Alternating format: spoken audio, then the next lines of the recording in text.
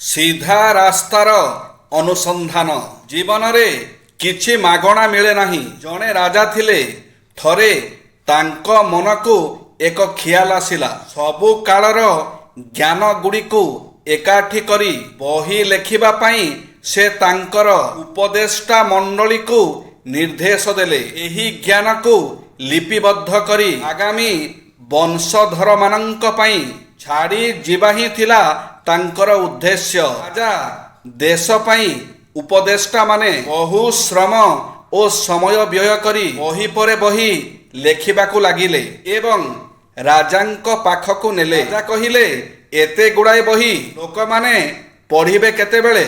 ଏଗୁଡ଼ିକୁ ଆହୁରି ସଂକ୍ଷିପ୍ତ କରନ୍ତୁ। ସବୁଯାକ ବହିରୁ ସାର ନେଇ ସେମାନେ ଗୋଟିଏ ଗୋଟିଏ ବହି ଲେଖିଥିଲେ। ରାଜା ପୁଣି ସେହି ଏକା କଥା କହିଲେ। ଏଥର ସେମାନେ ବହିର ସାରାଂଶକୁ ଗୋଟିଏ ପୃଷ୍ଠାରେ ସୀମିତ କଲେ। ତଥାପି ରାଜା ସନ୍ତୁଷ୍ଟ ହେଲେ ନାହିଁ। ଶେଷରେ ସେମାନେ ସବୁଯାକ ଜ୍ଞାନକୁ ଗୋଟିଏ ବାକ୍ୟରେ ବାନ୍ଧି ରଖିଦେଲେ। ଏଥର ରାଜା ବେଶ ସନ୍ତୁଷ୍ଟ ହେଲେ। ସେହି ବାକ୍ୟଟି କ'ଣ ଜାଣନ୍ତି? ଦୁନିଆରେ କୌଣସି ଜିନିଷ ମାଗଣାରେ ମିଳେ ନାହିଁ। ଏପରି ବି କିଛି ଔଷଧ ଅଛି ଯାହାର ବ୍ୟବହାର ରୋଗ ସୃଷ୍ଟି କରେ ନାହିଁ। ବ୍ୟାୟାମ, ସକାଳ ଓ ସନ୍ଧ୍ୟାରେ ଚାଲିବା, ଉପବାସ କରିବା, ପରିବାର ସହିତ ମିଶି ଖାଇବା, ହସିବା, ଗଭୀର ନିଦରେ ଶୋଇବା, ପ୍ରିୟଜନଙ୍କ ସହ ସମୟ ବିତାଇବା, ଖୁସି ହେବା, କିଛି ସମୟ ମୌନ ରହିବା, ଲୋକମାନଙ୍କ ସହଯୋଗ ପାଇବା, ସର୍ବପରେ ଜଣେ ଉତ୍ତମ ବନ୍ଧୁର ସୌହାର୍ଦ୍ଦ୍ୟ ଲାଭ କରିବା ଠାରୁ ଉତ୍ତମ ଔଷଧ ସଂସାରରେ ଆଉ କିଛି ନାହିଁ।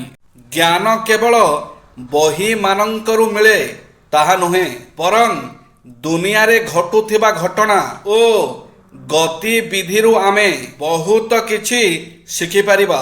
ତେଣୁ ଏସବୁ ଉପରେ ତୀକ୍ଷ୍ଣ ଦୃଷ୍ଟି ରଖନ୍ତୁ। ନ୍ୟୁନ ଆତ୍ମସମ୍ମାନ ବୋଧରୁ ଲୋଭ ଜନ୍ମ ନିଏ।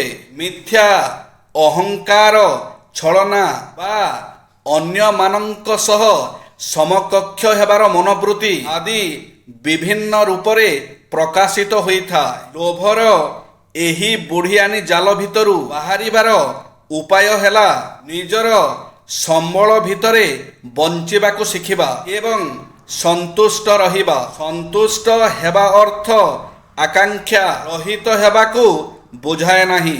ଯେଉଁ ମଣିଷ ଅନ୍ୟ ପାଇଁ ଚିନ୍ତା କରନ୍ତି ତାଙ୍କଠାରେ ପରମାତ୍ମା ବାସ କରନ୍ତି। ସେମାନଙ୍କ ଉପରେ ସର୍ବଦା ଭଗବାନଙ୍କ ଆଶୀର୍ବାଦ ରହିଥାଏ। ଆଉ ଯେଉଁ ମଣିଷ ନିଜର ସ୍ୱାର୍ଥ ପାଇଁ ସର୍ବଦା ଚିନ୍ତା କରିଥାନ୍ତି ସେ କେବଳ ମାୟାର ଦାସ ହୋଇଥାନ୍ତି।